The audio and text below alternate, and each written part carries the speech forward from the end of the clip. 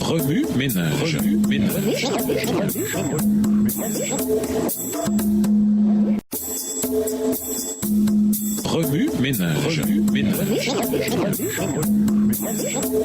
Bienvenue dans votre émission Remue ménage. Nous voilà à la leçon numéro 1. Vous serez mes témoins. Mais vous recevrez une force quand le Saint-Esprit descendra sur vous. Vous serez alors mes témoins à Jérusalem, dans toute la Judée et la Samarie, et jusqu'au bout du monde. Acte 1, verset 8. Lorsque l'eau coule sur les rochers, ceux-ci sont transformés. Ainsi, nous avons, en tant que chrétiens, l'occasion de transformer ce qui nous entoure par nos interactions avec eux. Joindre le geste à la parole. Lisons Acte 1, verset 1 à 3. Acte 1, verset 1 à 3.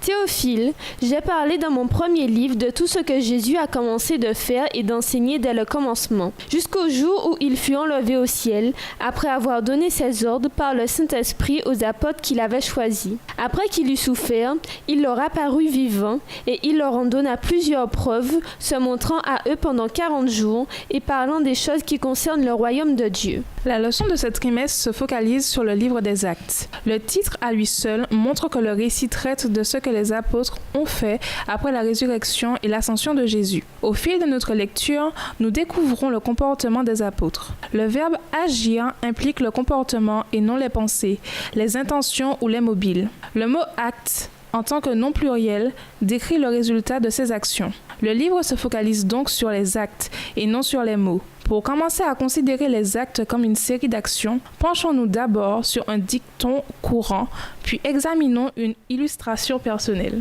Premier dicton.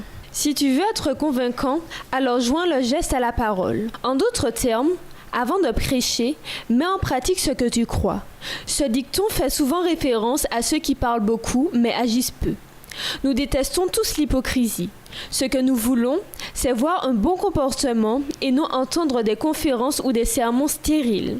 Les disciples étaient des exemples vivants de ceux qui joignent le geste à la parole. Nombre d'entre eux furent martyrisés pour leur foi après avoir enseigné, prêché et guéri les malades. Ils vivaient leur foi. Deuxième illustration. Ma femme me demande souvent pourquoi telle ou telle personne s'est exprimée de manière si incorrecte ou dégradante. En général, je lui réponds sans ironie aucune, peu importe, peut-être ne le saurons-nous jamais. Ça n'a donc aucune importance pour moi. Ce qui compte, c'est ce que cette personne a fait. Pour moi, les actes parlent plus fort que les mots. Lorsque quelqu'un parle mal à une autre personne, la victime ne cherche pas à savoir quel en est le motif. De même, ceux qui sont bien traités ne s'interrogent pas sur les mobiles de ceux qui les traitent avec bonté. Ils ne savent qu'une chose, ces gens-là leur ont fait du bien. Par conséquent, le meilleur exemple de christianisme ne vient pas d'un prédicateur en chair, mais d'une personne qui aide son prochain qui vient de tomber, qui secourt une personne accidentée, qui console un blessé ou prépare à manger pour une famille frappée par le deuil. Alors que nous réfléchissons aux actes des apôtres, cherchons des façons par lesquelles nous pouvons, nous aussi, avoir un comportement plus intentionnel. Même si le salut ne dépend pas de nos œuvres, ce que nous faisons compte. Et cela comptera certainement pour ceux que nous aidons. Étant tous des apôtres du Christ, nous sommes appelés à marcher sur ses pas. Être comme Jésus, c'est se conduire comme il s'est conduit. Le cœur rempli d'acceptation et de pardon, il était très actif et n'hésitait pas à aller à contre-courant des pratiques de son époque. Cette semaine, demandons à Dieu de nous apprendre à joindre le geste à la parole. Au revoir. Et à demain si Dieu veut.